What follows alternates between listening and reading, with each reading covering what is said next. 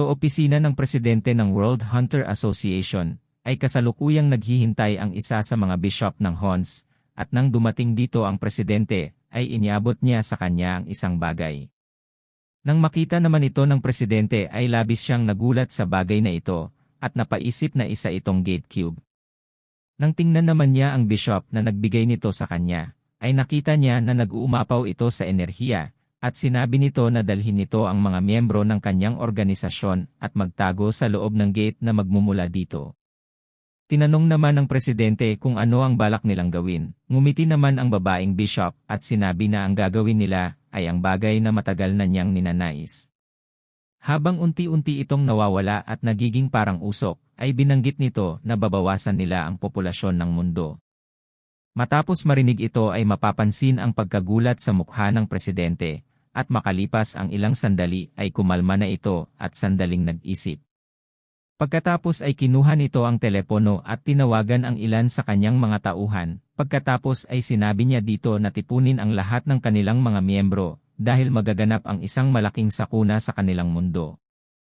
Samantala lumipat ang eksena kung saan ay palanding na ang isang eroplano. Pagkatapos nito ay lumipat ang eksena sa entrance ng airport. At dito nga ay makikita na nagtitipon na ang mga reporter sa harapan nito. Makalipas pa ang ilang sandali ay lumabas na mula rito ang iba't ibang mga S-class hunters na nagmula pa sa iba't ibang parte ng mundo.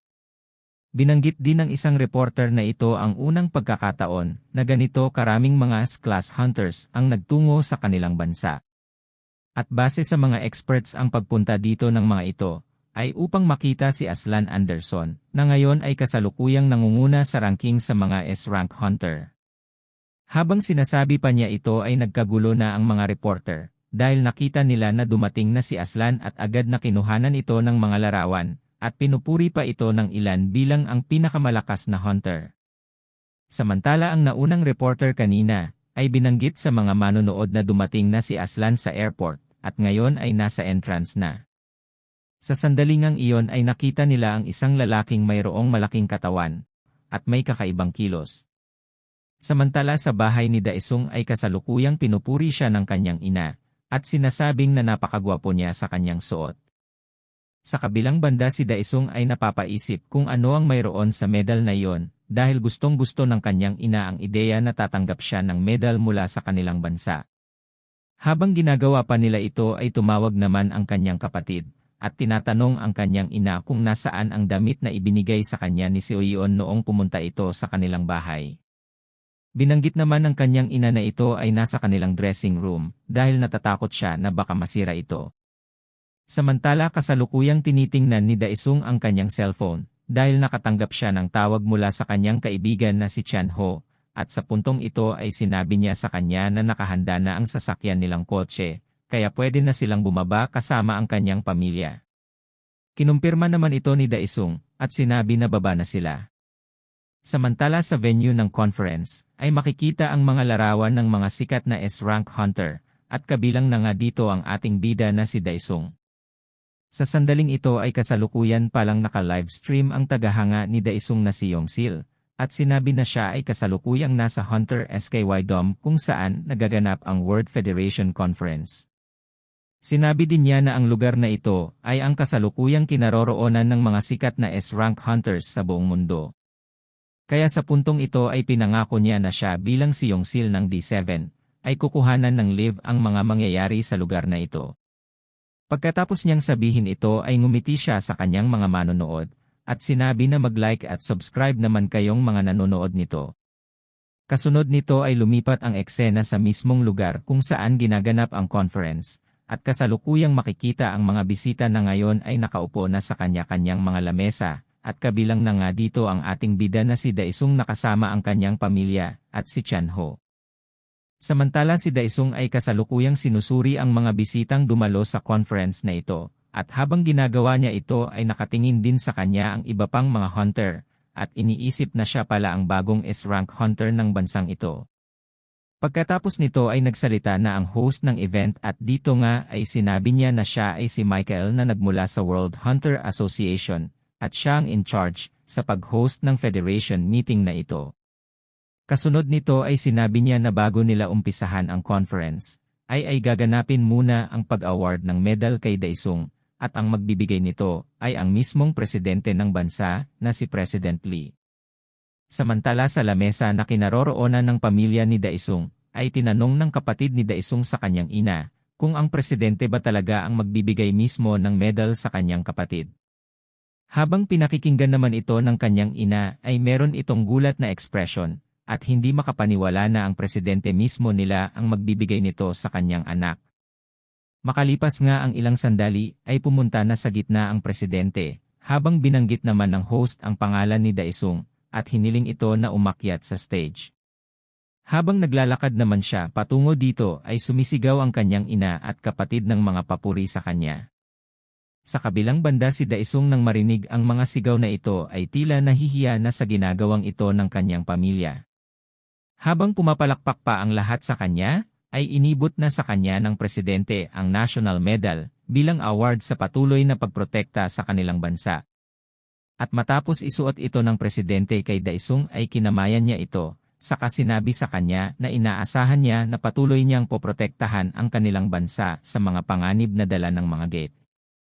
Tila nagulat naman si Daesung sa sinabi niyang ito, kaya tinanong niya ang presidente kung siya ba talaga ang tinutukoy niya. Hindi naman nagalit o nagulat ang presidente sa sagot niyang ito, at sa halip ay ngumiti lamang ito, at sinabi na gawin lamang niya kung ano na ang kanyang mga dating ginagawa. Pagkasabi nga niya nito ay tinaas na niya ang kamay ni Daesung, habang si Daesung naman ay iniisip na kahit paano pa niya isipin, ang medalyang ito ay para lamang isang dog collar para makontrol siya ng mga ito. Ngunit nang makita niya kung gaano ka-proud ang kanyang kapatid at ang kanyang ina para sa kanya, ay pinagaan niya na lamang ang kanyang loob at inisip na ginagawa niya lamang ito para sa mga tax benefits at sa pensyon na maaari niyang matanggap.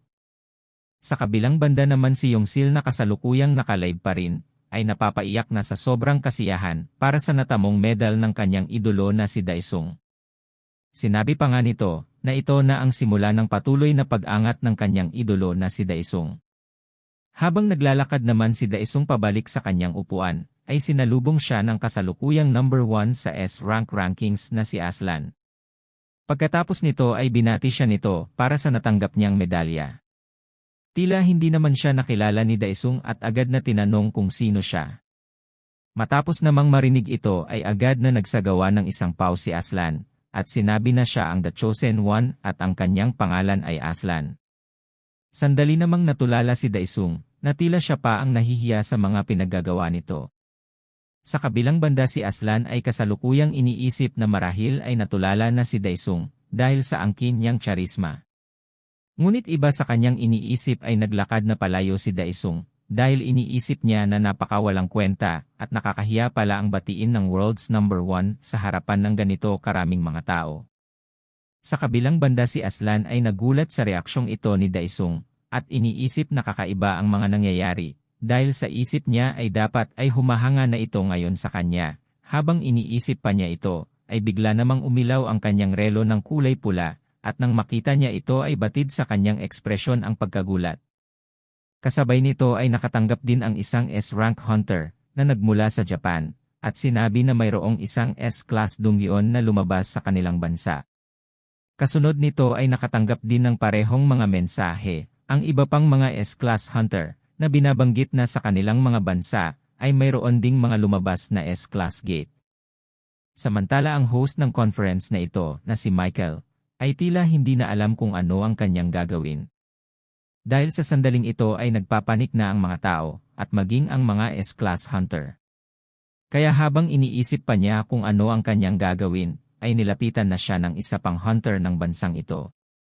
At sinabi na dahil lumabas ng magkakasabay ang mga S-Class Gate sa iba't ibang panig ng mundo, ay ititigil na muna nila ang Federation meeting na ito. Samantala si Daesung habang nangyayari ang lahat ng ito ay tahimik na nakaupo sa kanyang lamesa, at tila ba nag-iisip. Kasunod nito ay idinilat niya ang kanyang mata, at naisip na marahil ay sinisimulan na ng Hons ang kanilang mga gawain. Dito na po nagtatapos ang latest chapter, kaya till next week ulit mga Lods, pag-update ulit ng manhwa. Maraming salamat din sa lahat ng mga nanood, at kung hindi ka pa nakasubscribe ay pasuyo na lang Lods, malaking tulong na yan para sa channel, At kung hindi naman kalabisan ay pa-like, comment, at share na din po para mas marami pa ang makapanood. Maraming salamat at see you on our next video. God bless you all.